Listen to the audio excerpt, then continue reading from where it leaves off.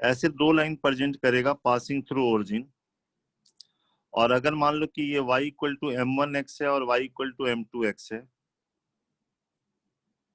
तो m1 plus m2 की value होती है -2h/b। m1 m2 होता है a/b। और इसके बीच में एक्यूट एंगल का formula 2 times h² minus ab upon a plus b का मॉड।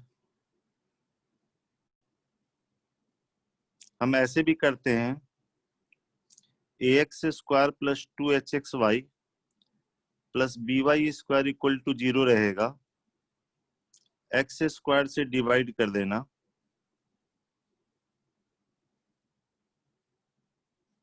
x² से डिवाइड करोगे ऐसा आ जाएगा। जो ओरिजिन से पास करता है इस पे कोई पॉइंट लेते हो ना x, y, तो y/x ही स्लोप हो जाता है, y/x ही स्लोप है। तो ये bm² plus 2hm plus a equal to 0 आ जाता है। m में क्वाड्रेटिक आ गया तो m की दो वैल्यू m1 m2, और यहां से भी लिख सकते हो कि जो सम ऑफ रूट होगा वो -2h/b होगा और m1 m2 जो होगा वो a/b होगा। कभी भी आपको लाइन से अगर निकालना हो ना तो x² से डिवाइड करके y/x में क्वाड्रेटिक बना के आप निकाल सकते हो बच्चे। यहां से आप ऐसे भी लिख सकते हो, y/x में क्वाड्रेटिक बन गया तो y/x की जो वैल्यू होगी वो हो जाएगी -2h plus minus 4h² minus 4ab upon 2b आ जाएगा, और y/x हो गया -h plus minus h² minus ab/b हो जाएगा, और y equal to -h plus minus h² minus ab/b into x हो जाता है। ये देखो y equal to mx form का मिल जाता है, प्लस के साथ एक लाइन मिल जाएगा, दूसरा माइनस के साथ लाइन मिल जाएगा। यही वाला स्लोप है, एक प्लस के साथ स्लोप आएगा, एक माइनस के साथ स्लोप आएगा, ध्यान रहेगा। Yes sir.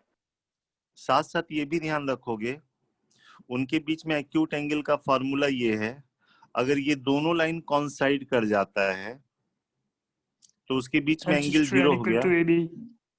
हाँ, तो इफ लाइन्स आर कॉन्सिडेंट तो h² इक्वल टू ab होगा, और if lines are perpendicular a plus b 0 होगा, या coefficient of x² plus coefficient of y² इसका सम 0 होगा बच्चे,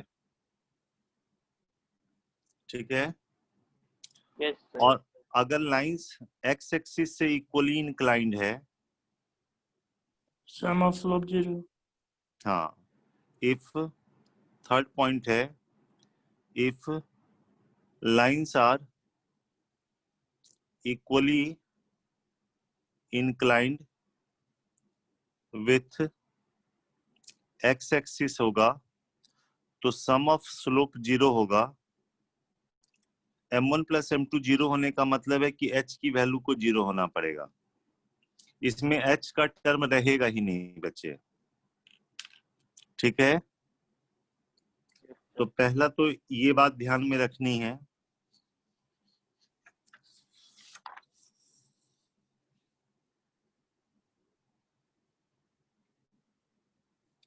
सेकंड ध्यान में रखनी है,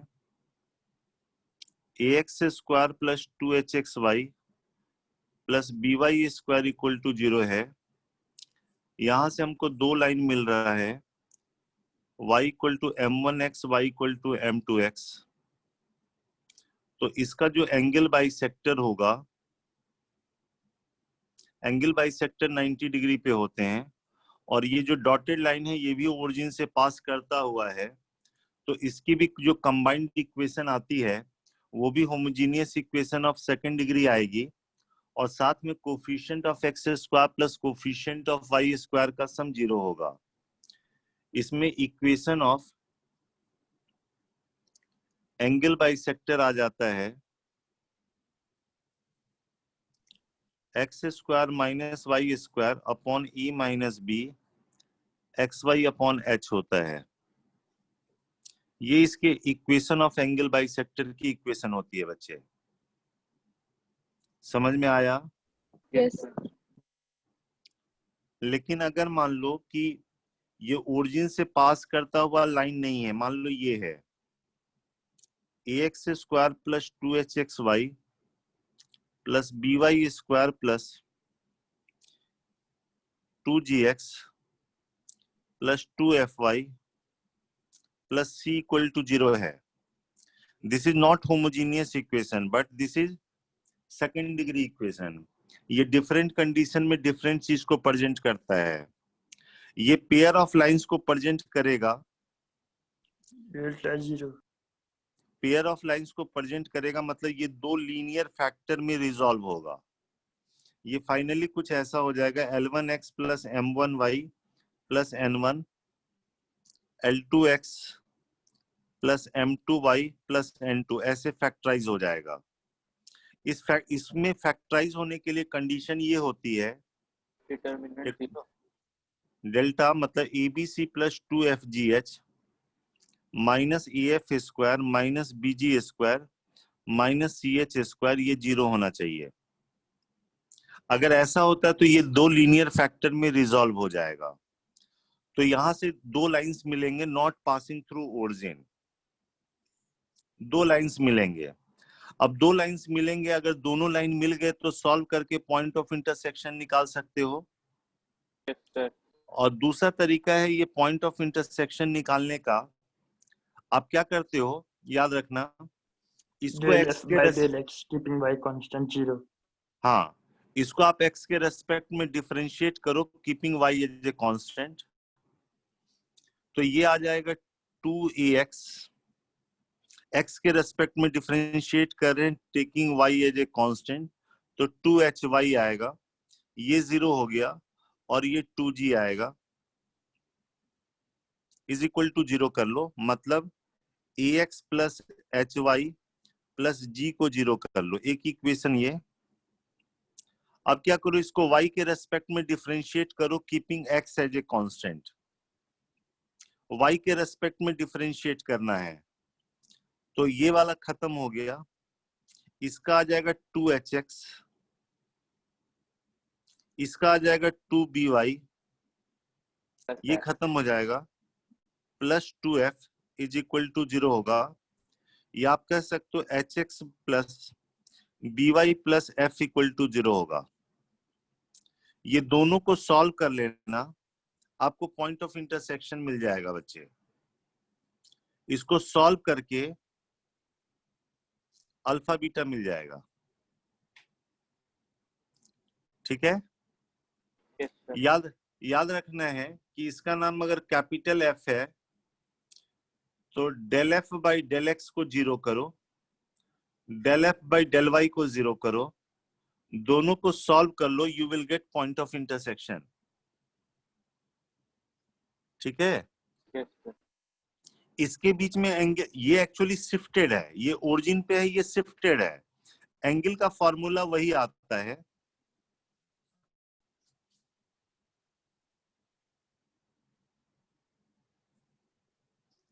ax square plus 2hxy plus by square plus 2gx plus 2fy plus c equal to 0 है। ठीक है? इसके बीच में भी एक्यूट एंगल का फॉर्मूला यही होगा, 2 times h square minus a b upon a plus b का मॉड। एंगल में कोई चेंज नहीं आएगा।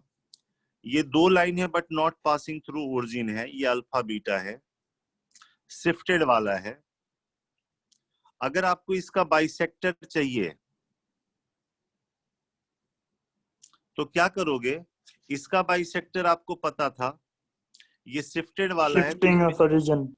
हाँ, शिफ्टिंग ऑफ ओरिजिन से ये आता है x माइनस अल्फा का square minus y minus beta का square upon a minus b is equal to x minus alpha y minus beta upon h आता है, शिफ्टेड होता है बस।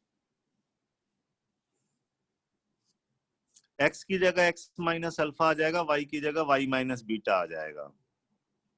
साथ में ये भी बता दें कि ये भी शिफ्टेड है, ये पहले ओरिजिन से पास कर रहा था ये वाला, और ये अल्फा बीटा से पास कर रहा। ये यहाँ पे इस इक्वेशन को, ये देखो, इस इक्वेशन को आप ऐसे भी लिख सकते हो, a x माइनस अल्फा का square plus 2h x minus alpha y minus beta b square is equal to 0। इस इक्वेशन को आप ऐसे भी लिख सकते हो, ये देखो, ये था ना ओरिजिन से पास करता हुआ, इसमें था x माइनस 0 का square 2h x minus 0 y minus 0 b y minus 0 का स्क्वायर। तो यहाँ पे क्या आ गया, 0 0 की जगह अल्फा बीटा आ गया बच्चे, ध्यान रहेगा। एक्सक्यूज मी सर, हाँ, एक बार शिफ्टिंग ऑफ ओरिजिन समझा दीजिए। अभी तो फिलहाल इतना ही समझो कि बेटा इसको हम ऐसे लिख सकते हैं, ओके सर। है ना। वो शिफ्टिंग ऑफ ओरिजिन का बस कॉन्सेप्ट ये होता है, ये देखो जरा, इतना समझो, जैसे ये पॉइंट है बच्चे, मान लो इसका कोऑर्डिनेट तुमने 4,3 लिखा है, ये 0 0 के रेस्पेक्ट में, इस कोऑर्डिनेट सिस्टम के रेस्पेक्ट में ये 4,3 लिखा है, और मान लो ये पॉइंट है तुम्हारे पास 1,2 लिखा हुआ है। तो समझ में आना चाहिए ना कोऑर्डिनेट का क्या मतलब है, ये वाला 2 है, ये वाला 1 है, और ये वाला 3 है, ये वाला 4 है, हाँ या ना। Yes sir. ये किसके रेस्पेक्ट में तुम मेजरमेंट कर रहे हो, यहाँ के रेस्पेक्ट में। लेकिन अगर किसी ने ओरिजिन यहाँ पे बना दिया,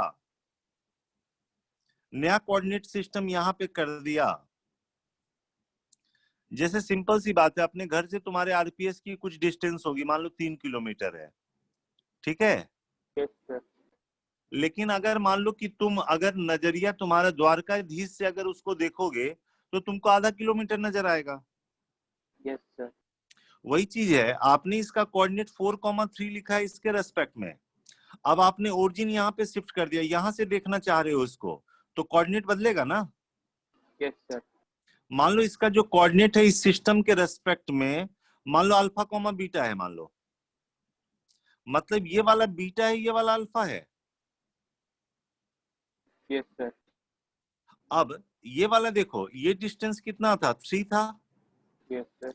ये डिस्टेंस 2 था, तो बीटा कितना आएगा, 3 माइनस 1 आ गया। अच्छा, एक्स कोऑर्डिनेट मतलब ये वाला डिस्टेंस अल्फा, ये हो गया। अब ये वाला 4 था, ये वाला 1 था, तो ये वाला डिस्टेंस कितना हो गया, 3, मतलब ये 3,1 हो जाएगा। Yes sir. मतलब क्या है, यहां से इसको देख रहे थे तो कोऑर्डिनेट 4,3, और यहां से देख रहे हैं तो 3,1 इसका कोऑर्डिनेट यहाँ से 1,2, लेकिन यहाँ के रेस्पेक्ट में ये क्या है, 0,0 0,0 है। यही काम जैसे कोऑर्डिनेट में होता है वही कर्व में होता है। कर्व तुम यहां से देखोगे कुछ अलग इक्वेशन, यहां से देखोगे कुछ अलग इक्वेशन होगी, ओके सर। है ना। जैसे मान लो कि ये 2 लाइन है, नॉट पासिंग थ्रू, मान लो अल्फा बीटा से है, तो अगर अल्फा बीटा पे तुमने अगर नया कोऑर्डिनेट सिस्टम बना दिया, तो नए कोऑर्डिनेट सिस्टम के हिसाब से ये जो लाइन होगा पासिंग थ्रू ओरिजिन होगा। Yes sir. वही लिखा हुआ है बच्चे, नए सिस्टम के रेस्पेक्ट में ये homogeneous equation of second degree होगा। Okay sir. आई बात समझ में। Yes sir. जरा देखो, इसको ऐसे लिखते हैं, ये हमारा ओल्ड सिस्टम है, मान लो कि स्मॉल एक्स स्मॉल वाई, ठीक है, और ये पॉइंट का तुमने कोऑर्डिनेट लिखा एक्स कॉमा वाई लिखा, और ये पॉइंट है मान लो ओ डैश है, जहां पे ओरिजिन शिफ्ट करेंगे अल्फा बीटा है मान लो, ठीक है। Yes sir. अब जब ओरिजिन यहाँ पे शिफ्ट करोगे ये नया coordinate system capital X capital Y, तो नए सिस्टम के रेस्पेक्ट में इसका कोऑर्डिनेट लिख दिया कैपिटल एक्स कैपिटल वाई। ये वाला लिखा है पुराने सिस्टम में, मतलब ये स्मॉल एक्स है और ये स्मॉल वाई है। इसका आपने लिखा कैपिटल एक्स कैपिटल वाई इसके रेस्पेक्ट में, मतलब ये वाला कैपिटल एक्स है और ये वाला कैपिटल वाई है। Yes sir. इसका कोऑर्डिनेट अल्फा बीटा इसके रेस्पेक्ट में, यानी ये बीटा है ये अल्फा है। सर तो अब ये देखो कैपिटल एक्स में अगर अल्फा ऐड कर देंगे तो स्मॉल एक्स मिलेगा, यस सर। और कैपिटल वाई में अगर बीटा ऐड कर देंगे तो स्मॉल वाई मिलेगा। Yes sir.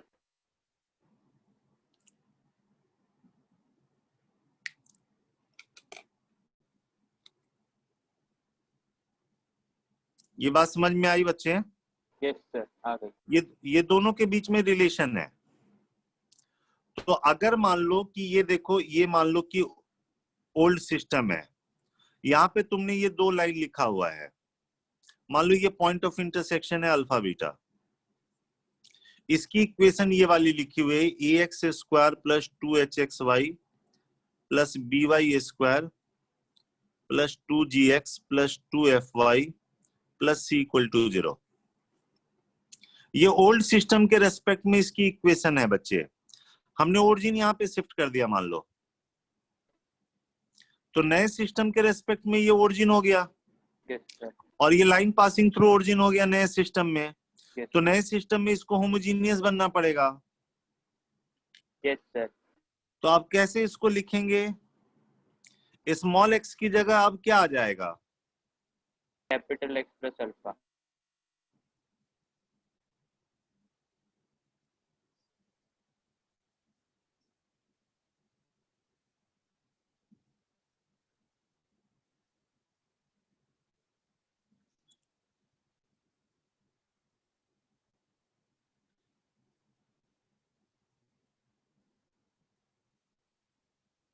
ऐसे आ जाएगा।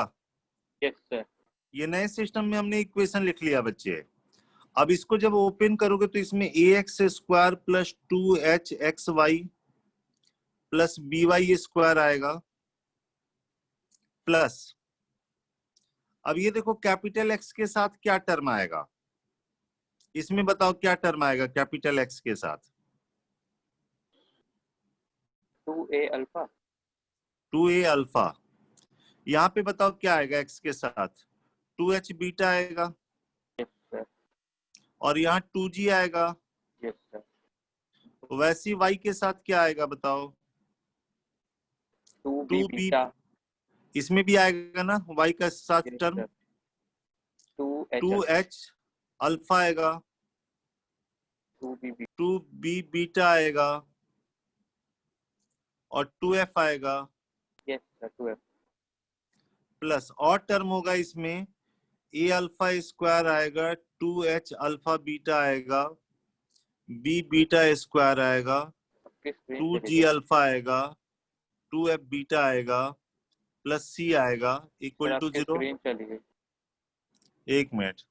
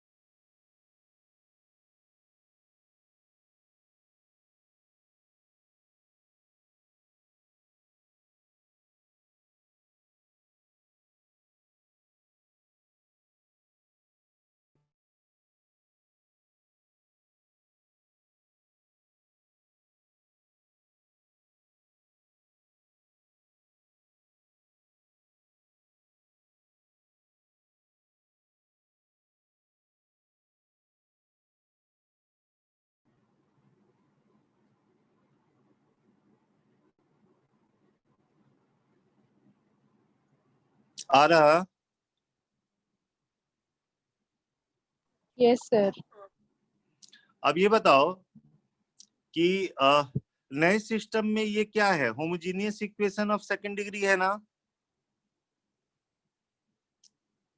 नए सिस्टम के हिसाब से ये लाइन पासिंग थ्रू ओरिजिन है या ना है? है सर। तो सिर्फ यही 3 टर्म होना चाहिए था ना? बोलो, तभी यस तो सर। होमोजीनियस होगा। तो इसका मतलब है कि इसको 0 होना पड़ेगा, इसको 0 होना पड़ेगा, इसको 0 होना पड़ेगा। यस अब सर। इन दोनों को 0 को करके आप क्या कर सकते हो, point of intersection alpha beta निकल जाएगा। Yes sir. और ये तो 0 होना ही है, क्योंकि अल्फा बीटा इसको सेटिस्फाई कर रहा, तो ये वाला टर्म भी 0 होगा। Yes sir. तो ये 3 टर्म को 0 कर लो, इन दोनों को 0 करने से पॉइंट ऑफ इंटरसेक्शन मिल जाएगा, और ये 0 होना है। तो नए सिस्टम में ये बन जाएगा ax square plus 2hxy plus by square equal to 0। Yes sir. तो नए सिस्टम में आपने इक्वेशन लिख लिया। अब नए सिस्टम में आप सारा वर्क कर लो। ये देखो, नए सिस्टम में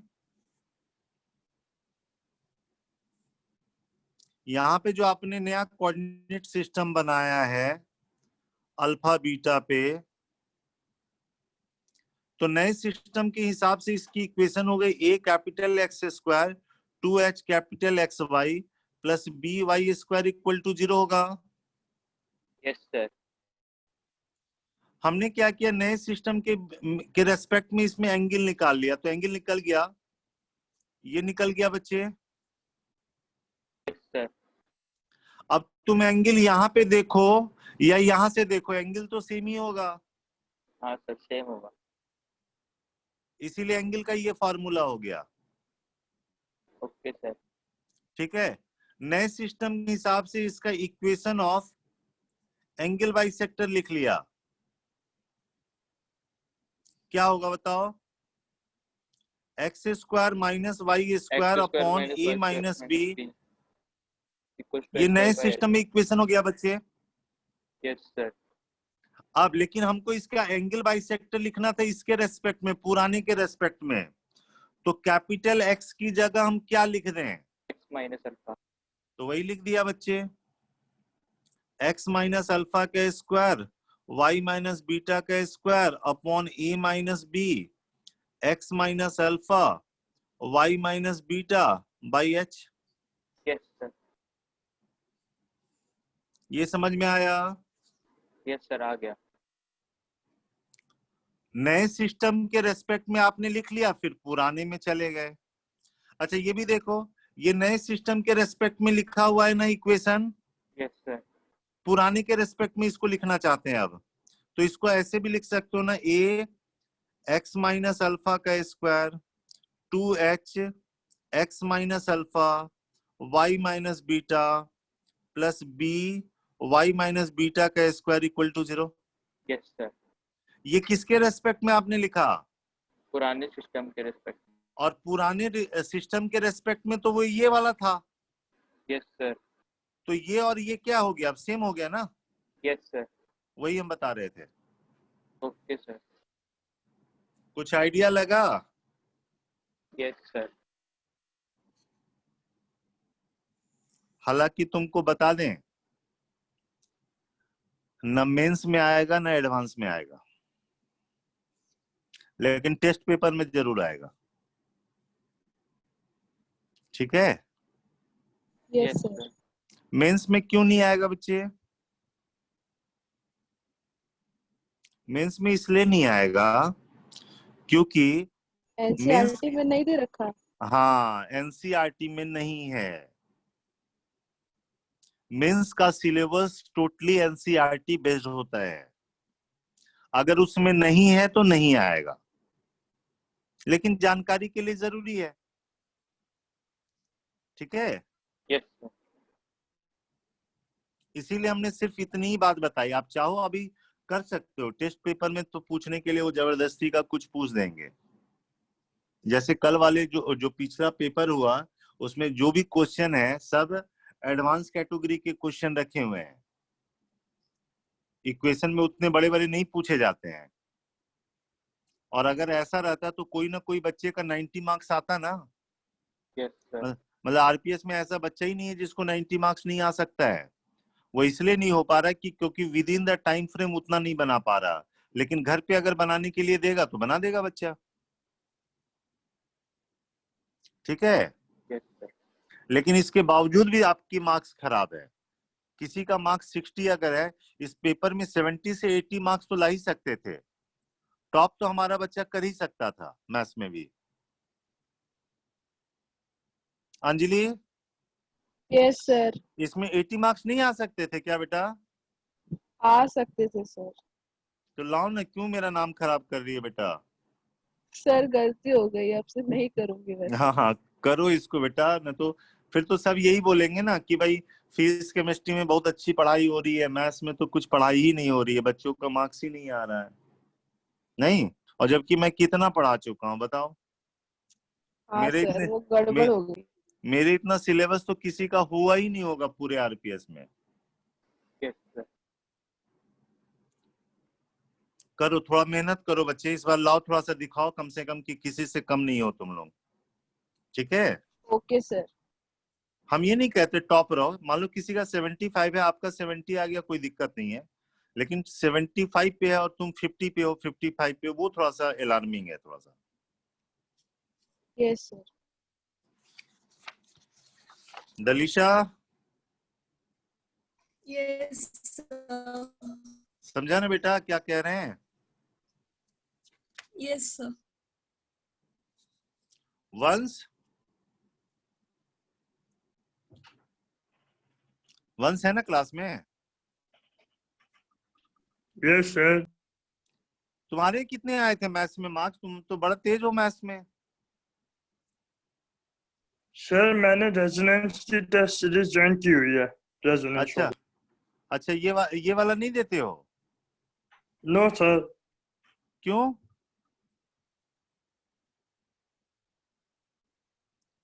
ये तो आरपीएस का है ना टेस्ट, वो तो देना पड़ेगा। सर लेकिन रेजोनेंस वाली भी ज्वाइन करी हुई है 2 साल तो के लिए। वो तो ठीक है, वो तो एग्जाम दिया करो, ये भी देना पड़ेगा ना बच्चे। तो सर तुम्हारे दोनों? मार्क्स, हाँ, तुम्हें तो यहाँ पे एग्जाम देना पड़ेगा, फिर कैसे रिपोर्ट जाएगी तुम्हारी कि तुम पास किए कि नहीं पास किए 11th में? और तो कोई एग्जाम सब होता नहीं है। Yes sir. तो इसी के बेसिस पे आएगा ना। तो इसका भी एग्जाम दिया करो भाई, वो भी एग्जाम दो, ये भी दो। एग्जाम देने के लिए तो जितना मन करे टेस्ट पेपर दो, कोई दिक्कत नहीं है। सर उसका कल था एग्जाम। क्या? कल था उसका एग्जाम। अच्छा, तो कोई बात नहीं, ये तो परसों हो चुका है ना, ये तो संडे को हो चुका है शायद। डेट तो कॉन्साइड कर नहीं रहे हैं, तो क्या दिक्कत है? दिया करो इसका एग्जाम। Yes sir. हम्म।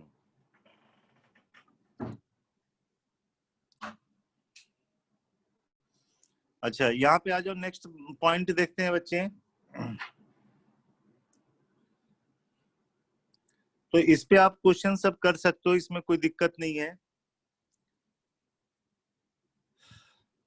यहाँ पे एक और इम्पोर्टेंट पॉइंट है, होमोनाइजिंग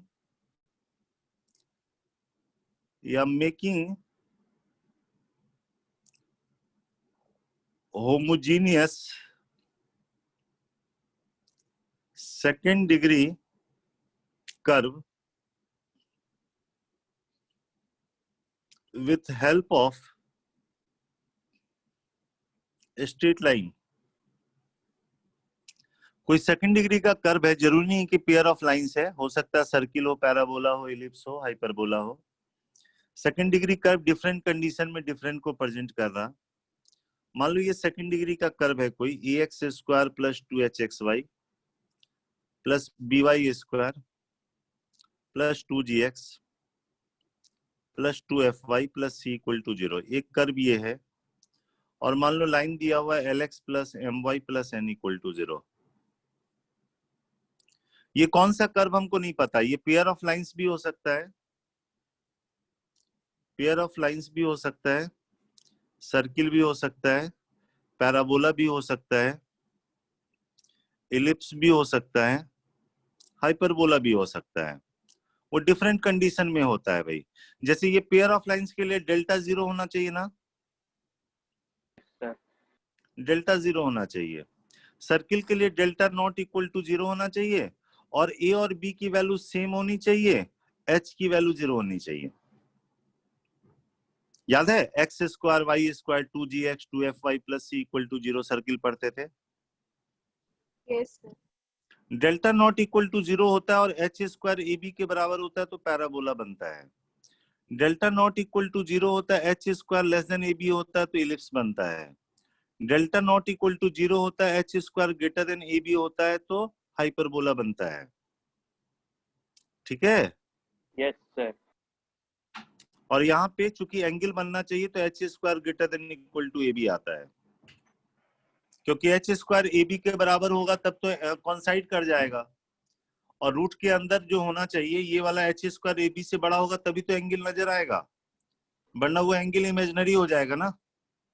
सर फॉर्मूला आप पढ़ते हो ना, tan theta is equal to 2 times h square minus a b upon a plus b इसका मॉड।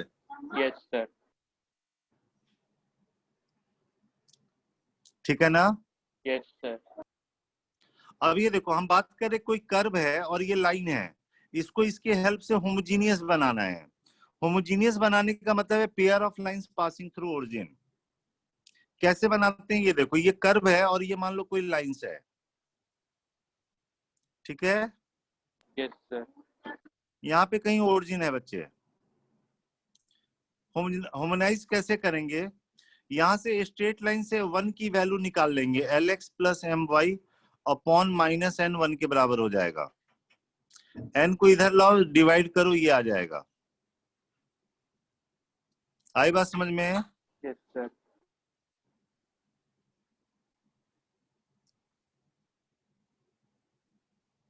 बोलो बच्चे। Yes yes sir. सर। अब क्या करो, ये 1 की वैल्यू यहाँ पे रख दो। कैसे रखेंगे ये देखो, ax square plus 2hxy plus by square, यहाँ 2 डिग्री है, यहाँ पे भी 2 डिग्री हो गया, यहाँ पे भी 2 डिग्री हो गया, प्लस 2gx, यहाँ पे कितने की कमी है? 1 डिग्री की। तो यहाँ पे 1 का पावर 1 सोचो, 2fy 1 का पावर 1 क्योंकि 1 डिग्री की कमी है, और यहाँ पे 2 डिग्री की कमी है तो 1 स्क्वायर सोचो। पहली वाली इक्वेशन को ऐसे लिख लिया, तो ax square plus 2hxy plus by square plus 2gx, 1 की जगह लिख दो lx plus my upon minus n, 2fy lx plus my upon minus n plus c 1 square lx plus my upon minus n इसका square is equal to 0। ऐसे लिख सकते हैं। Yes sir. अब जरा ध्यान से देखो, ये एक्स स्क्वायर, ये एक्स वाई, ये वाई स्क्वायर, ये इससे मल्टीप्लाई होगा तो एक्स स्क्वायर, ये इससे मल्टीप्लाई हुआ एक्स वाई, ये इससे मल्टीप्लाई हुआ एक्स वाई, ये इससे मल्टीप्लाई हुआ वाई स्क्वायर। इसमें 3 टर्म है, एक्स स्क्वायर है, वाई स्क्वायर है, एक्स वाई है। तो ध्यान से देखो, ये homogeneous equation of second degree बन गया। Yes sir. इक्वेशन ए हो गया homogeneous equation of second degree. तो ये क्या प्रेजेंट करेगा? 2 लाइंस पासिंग थ्रू ओरिजिन। और चूंकि और कर्व को और लाइन को हेल्प से होमोनाइज किए हो तो ओरिजिन से भी पास करेगा और इन दोनों के इंटरसेक्शन से भी पास करेगा। आई बात समझ में? Yes yes sir. ये ओरिजिन से तो पास करेगा ही, साथ साथ क्योंकि आपने कर्व को लाइन के हेल्प से होमोजेनाइज किया है, तो ये इसके इंटरसेक्शन से भी पास करता हुआ लाइन है। तो कभी भी अगर ये दोनों लाइन चाहिए तो ये दोनों लाइन लाने का तरीका यही है। क्लियर? Yes, sir. एप्लीकेशन देखो जरा।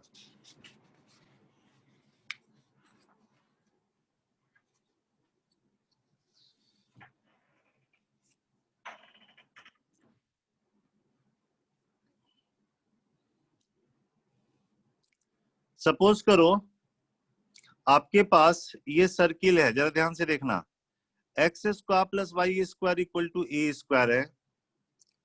इसके कॉर्ड के मिड पॉइंट का लोकस निकालना है जब ये इसके सेंटर पे 90 डिग्री एंगल बना रहा है। तो मेथड 1 हमने बताया था, जो आसान मेथड था। इसका लोकस निकालना है तो इसको एच के मान लिया। ये 90 डिग्री एंगल है, तो सेंटर से इसके मिड पॉइंट को मिलाओगे तो 90 डिग्री होगा बच्चे। Yes, sir. ये 45 हो गया, ये ए है, तो ये a cos 45 होने से ये वाला लेंथ कितना होगा? By √2. तो एच के का ओरिजिन से डिस्टेंस a बाई √2 है, तो h square plus k square is equal to a by √2 का स्क्वायर हो जाएगा। Yes, sir. Hence locus is x square plus y square is equal to a square by 2 हो जाएगा। Yes, sir. हम बात कर रहे सेकंड मेथड की बच्चे। ये देखो, ये सर्किल है, x square plus y square equal to a square, second degree का कर्व है। ये लाइन की इक्वेशन लिख लेते हैं। Equation of chord whose mid point is given, पढ़े हो ना, t equal to s1। Yes, sir.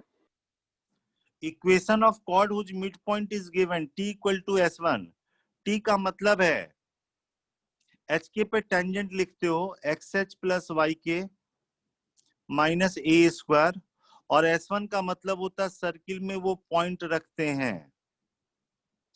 कुछ याद आया? Yes, sir. अगर भूल जाओ तो ऐसे करना, ये ओरिजिन है, ये एच के, तो इसकी स्लोप के बाई एच हो गई, तो इसकी कितनी होगी? Minus h upon k. minus h by k. अब ये पॉइंट पता है, स्लोप पता है, तो ये लाइन लिख लोगे, Yes, sir. लाइन यही आएगा। ठीक है? Yes, sir. अब तुमने कर्व लिखा हुआ, ये लाइन लिखा हुआ है, कर्व को लाइन के हेल्प से होमोजीनियस बना देते हैं, making homogeneous equation 1 with help of equation 2। Yes. कैसे बनाते थे? 1 की वैल्यू निकाल के पुट करेंगे। तो चलो यहां से ये है एक्स एच प्लस वाई के upon h square plus k square equal to 1 है ना। Yes, sir. ये 2 डिग्री है, ये 2 डिग्री है, तो यहाँ पे 2 डिग्री की कमी है, तो यहाँ पे 1 का स्क्वायर, तो ये एक्स एच प्लस वाई के upon h square plus k square का होल स्क्वायर हो गया। Yes, sir. अब ये क्या प्रेजेंट करेगा? Two lines passing through origin and passing through the intersection points. ठीक है। अब ये दो लाइन के बीच में एंगल 90 डिग्री है, तो क्या कंडीशन होता था? M1, M2 is equal to -1. नहीं, a plus b equal to 0 बताया था। Yes, sir. ये लाइन पासिंग थ्रू ओरिजिन है ना, Yes, उनके sir. बीच में एंगल 90 डिग्री था, तो a प्लस बी 0 था। Coefficient of x square plus coefficient of y square का सम 0 होगा। Yes, sir. As angle AOB 90 degree implies coefficient of x square plus coefficient of y square का sum 0। Yes, sir. चलो x square का देखो coefficient, यहाँ पे 1 है, और इधर से क्या आएगा? इधर से आएगा a square h square by h square plus k square का होल स्क्वायर आएगा। देखो ना, इसको ओपन करो तो इसमें आएगा ना x square h square, Yes, और sir. नीचे में ये वाला आएगा, उसको उधर ले जाओ। वाई स्क्वायर का कोफिशिएंट 1 माइनस, बताओ, A A square square B के square by square upon H H square square plus plus K K square square का whole square. Is equal to 0। Yes, sir. और 2 की वैल्यू आ गई, common ले लो, तो a square upon h square plus k square आ जाएगा। Yes, sir. Hence locus is H square plus K square equals to A square by 2. Is equal to a square by 2 हो जाएगा। Circle के case में यहाँ तो आसान है, बाकी समय यही वाला कॉन्सेप्ट यूज होता है बच्चे। बोलिए। Yes, sir.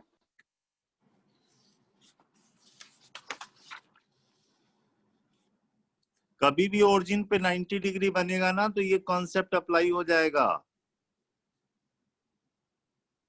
चलो एक कर्व और लेते हैं। मान लो ये कर्व है, तुमने नहीं पढ़ा है, लेकिन जान लो ये कर्व का नाम है पैराबोला है, Y square equal to 4ax है मान लो, और ये लाइन दिया हुआ है lx plus m y is equal to 1 दिया हुआ है, और कह रहा है कि ये जो लाइन है इसके वर्टेक्स पे, वर्टेक्स मतलब ओरिजिन पे ये 90 डिग्री एंगल बना रहा है। ठीक है, Yes, sir.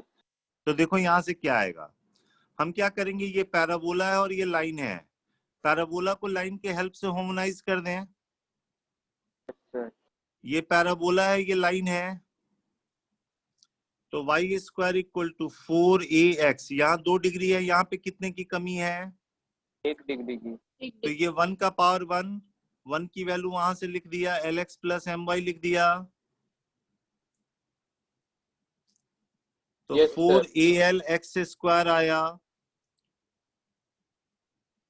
Minus y square आया प्लस 4am xy आ गया, होगा।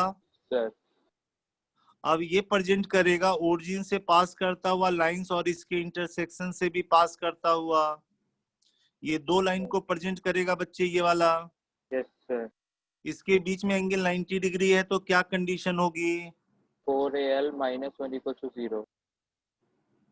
तो यहां से 4a की वैल्यू कितनी हो गई, 1 By बाई L. एल हो जाएगी।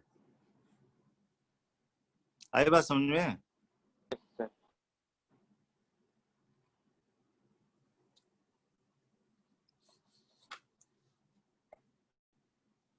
और एक क्वेश्चन लेते हैं इस पे, देखिए।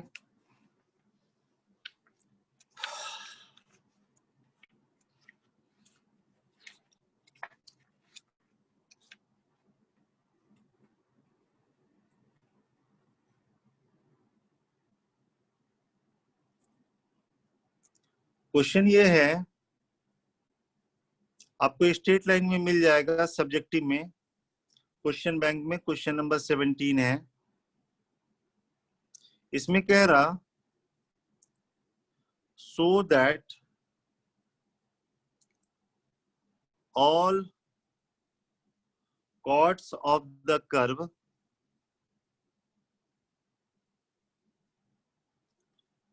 Three x square minus y square minus 2x plus 4y equal to 0, ये कोई कर्व है, उसके सारे कॉर्ड के बारे में कह रहा। जैसे ये पैराबोला का ये कॉर्ड है, यहाँ पे वर्टेक्स पे कितना एंगल बना रहा है, 90 डिग्री। 90. वैसे ही कह रहा, so that all chords of the curve which subtend a right angle at the origin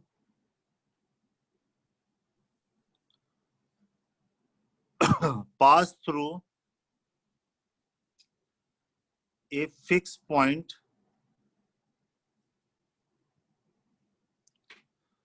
find the coordinates of the point। Find the coordinates of the point. ठीक है,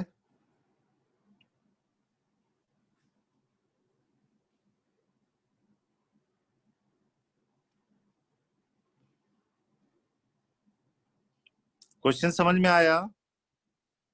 सर यस सर। कीजिए try. जैसे यहाँ पे कह रहा कि जैसे ये कोई कॉर्ड है, हमने कॉर्ड का नाम दे दिया है, ये यहाँ पे 90 डिग्री बना रहा है,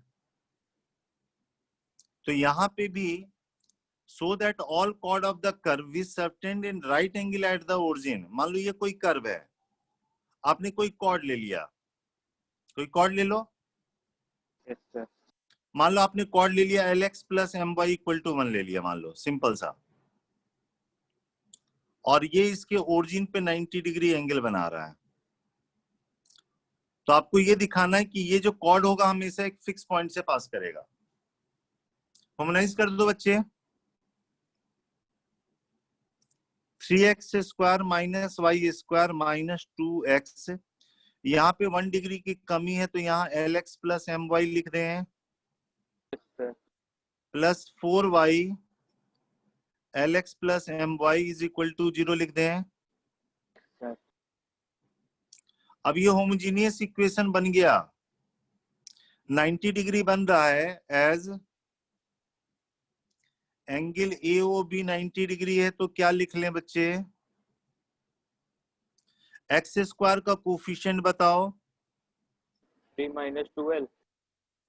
वाई स्क्वायर का कोफिशिएंट बताओ बच्चे, -1 plus 4l। Is equal to 0 होगा, यस सर। और -12 plus 4m plus 2 equal to 0 होगा। -2 से डिवाइड कर देंगे तो ये आएगा L आएगा, ये -2m आएगा, और ये -1 आएगा, तो इधर आके 1 हो जाएगा। इसको देखो और इसको देखो, बताओ x की जगह क्या लिखा हुआ है 1 और y की जगह क्या लिखा हुआ है -2। तो आप कह सकते हो कि ये लाइन हमेशा एक पॉइंट से पास करेगा। सर एक मिनट जरा,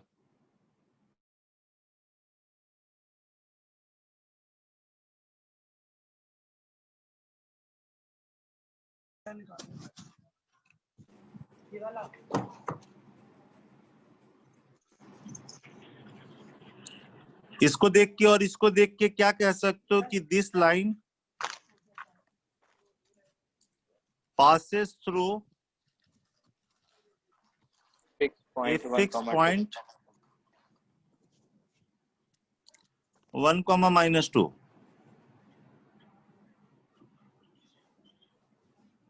समझ में आया बच्चे यहाँ तक? Yes sir. कोई दिक्कत तो नहीं इसमें? No sir. गुड।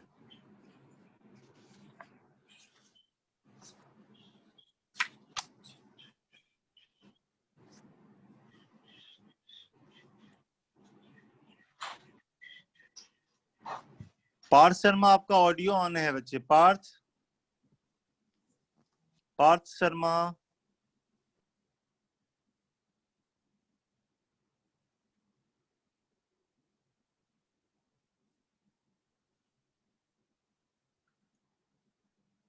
क्लियर है बच्चे? Yes sir. नेक्स्ट पॉइंट देखो जरा, मान लो एक लाइन है ax plus B y plus c equal to 0 है, और प्लेन में n पॉइंट्स हैं,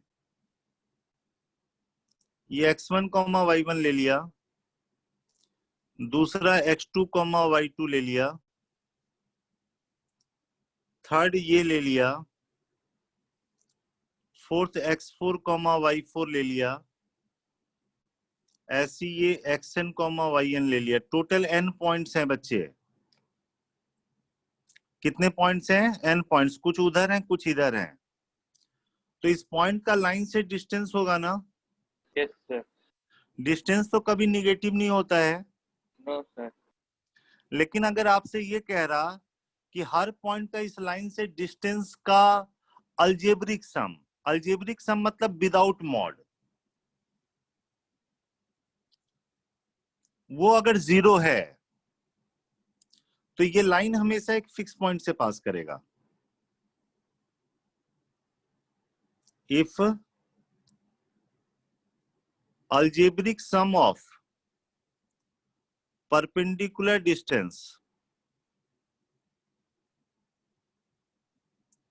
is 0,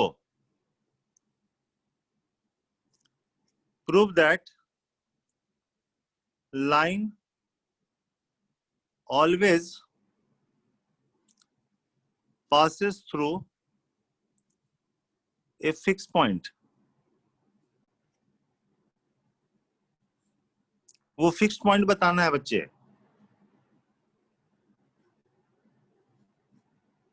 इंपॉर्टेंट है ये।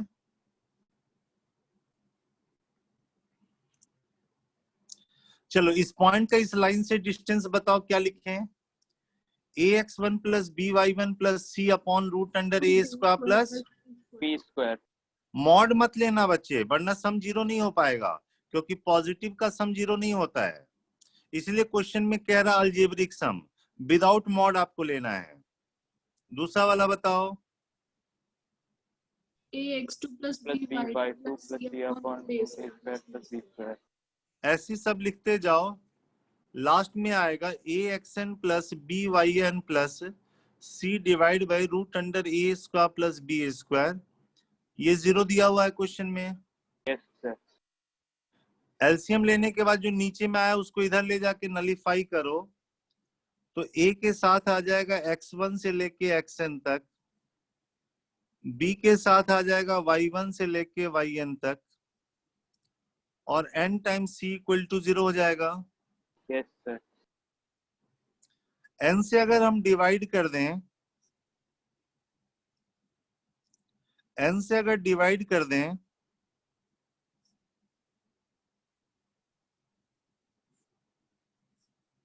तो कुछ ऐसा आ गया बच्चे। yes sir। ये लाइन को देखो और इसको देखो, देखो x की जगह क्या लिखा हुआ है। आपकी वीडियो चलेगी। ओहो,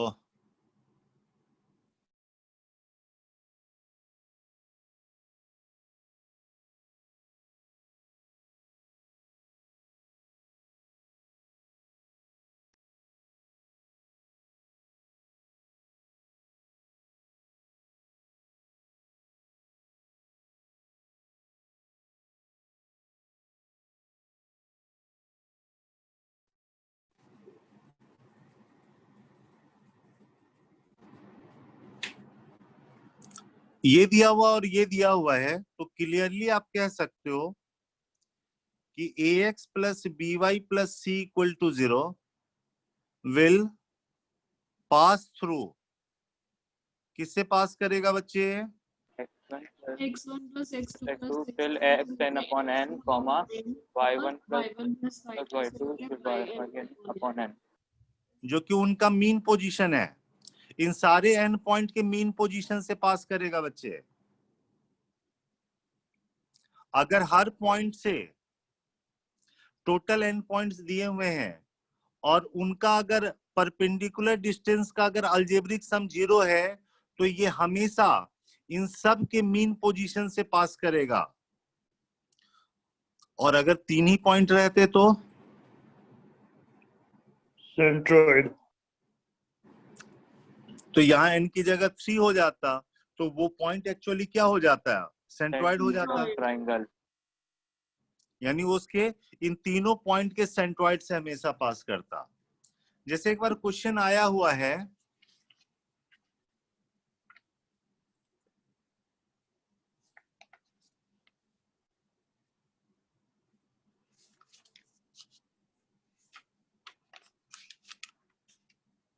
क्वेश्चन ऐसे करके है,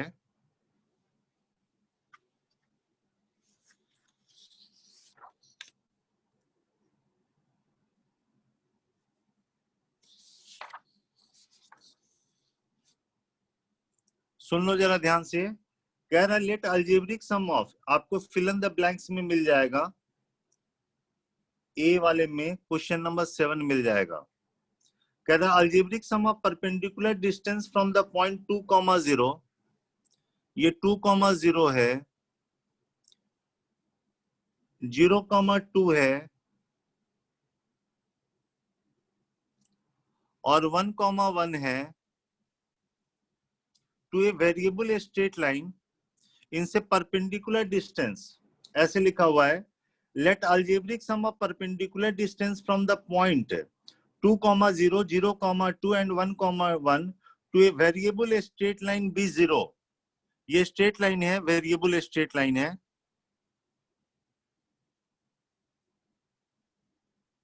algebraic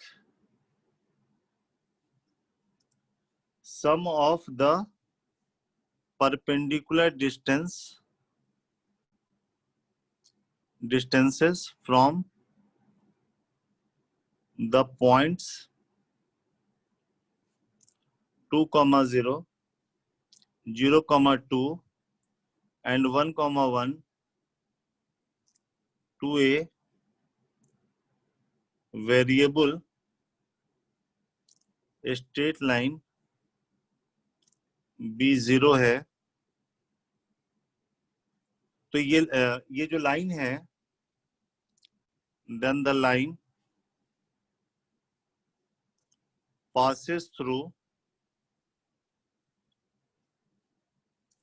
a fixed point whose coordinates are,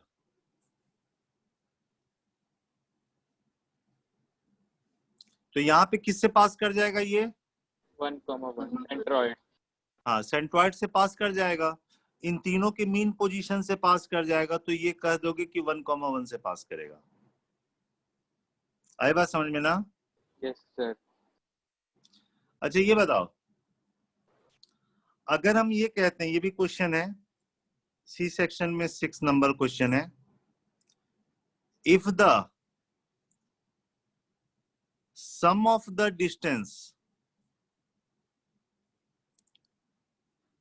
the distance of a point from two perpendicular lines in a plane is 1, then its locus is, locus क्या होगा ये बताना है। स्क्वायर स्क्वायर हो जाएगा। वेरी गुड, बहुत अच्छे।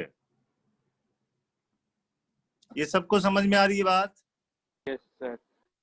ये देखो जरा, ये दो परपेंडिकुलर लाइन ले लिया बच्चे, एक पॉइंट इस तरह से मूव कर रहा है कि दोनों से डिस्टेंस का सम।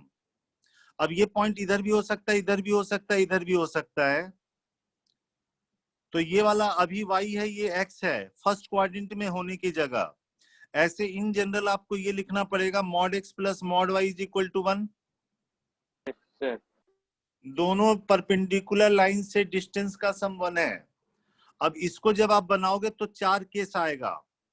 जब x पॉजिटिव y पॉजिटिव तो ये स्ट्रेट लाइन बन जाएगा x plus y equal to 1। जब x पॉजिटिव y और निगेटिव लोगे तो ये बनेगा x minus y equal to 1। जब x निगेटिव y पॉजिटिव लोगे तो ये बनेगा minus x plus y equal to 1। और जब x निगेटिव y निगेटिव लोगे तो ये वाला लाइन बनेगा। हाँ या ना? Yes sir. अब जब x पॉजिटिव y पॉजिटिव ये लाइन बनाना है, x plus y equal to 1 बनाना है सिर्फ फर्स्ट क्वाड्रेंट में। x पॉजिटिव y निगेटिव इसमें ये वाला लाइन बनाना है। x निगेटिव y पॉजिटिव तो ये वाला लाइन बनाना है, तीसरा वाला लाइन। और x निगेटिव y निगेटिव तो ये वाला लाइन बनाओगे तो ऐसा कुछ आएगा। ये 1,0 है, ये 0,1 है, ये √2 है। तो इसका जो पाथ है वो क्या हो गया? Square of side root. Square हो जाएगा। कभी भी दो परपेंडिकुलर लाइन से, और एरिया इनक्लोज कितना हो जाएगा? 2 हो जाएगा। अच्छा, इसी क्वेश्चन में अगर मान लो ऐसा रहता, समझ लो जरा, area enclosed bye curve x minus 2 का मॉड प्लस y माइनस 3 का मॉड इज इक्वल टू 1 रहता, 2. तब भी 2 ही होता। क्यों होता? शिफ्ट हुआ है बस. बस यहां से क्या हुआ, पहले इसका जो सेंटर था, ओरिजिन था, अब ये शिफ्ट हो गया कहां पे? 2,3 पे। शिफ्ट करने से फिगर को उसके एरिया पे कोई फर्क नहीं पड़ेगा। यहां पे अगर ये A है, ये B है, तब भी एरिया वही आएगा। लेकिन अगर यहाँ पे C रहता तो ये C,0, ये 0,C, तो ये वाला √2C आता बच्चे, तो एरिया चेंज हो जाता। तो यहाँ पे एरिया क्या लिखेंगे? 2c square. 2C square. याद रहेगा? Yes sir. चलिए अपने से Yes, 30 क्वेश्चन स्ट्रेट लाइन में कोई भी बनाइए आप लोग आज, ठीक है? ये हम आगे का कर दिए हैं, जो थोड़ा बहुत दिक्कत करेगा आपको वो पहले डिस्कस कर दिया है। बाकी आपको जहां से बनाना है क्वेश्चन बनाइए। Okay sir. 30 क्वेश्चन कम से कम। और क्या करना है, आधा घंटा पूरा कोई भी रिवाइज कर लीजिए। अभी आपने कॉम्प्लेक्स नंबर पढ़ा था ना, यस सर। उसको रिवाइज कीजिए, उसके भी क्वेश्चन लूंगा। सब में दोबारा से और सब ऐड करेंगे। Thank okay you sir. Okay Thank you, sir. Thank you. Okay. Thank you, sir.